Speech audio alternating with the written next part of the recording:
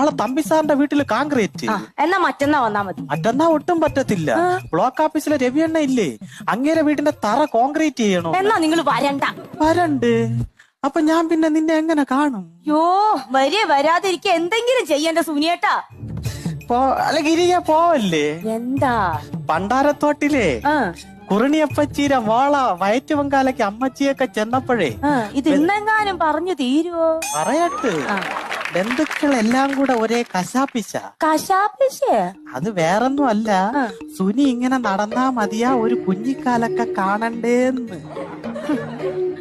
ആ ചോദിച്ചവരോട് ചെന്ന് പറയണം സുനിയുടെ ഭാര്യക്ക് ദൈവശക്തി ഒന്നുമില്ല ദിവ്യഗർഭം ഉണ്ടാക്കാൻ.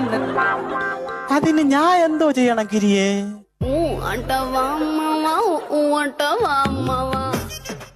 ചേട്ടപ്പ എന്തിനു പോണ്? പണി ചെയ്യാൻ പോണ.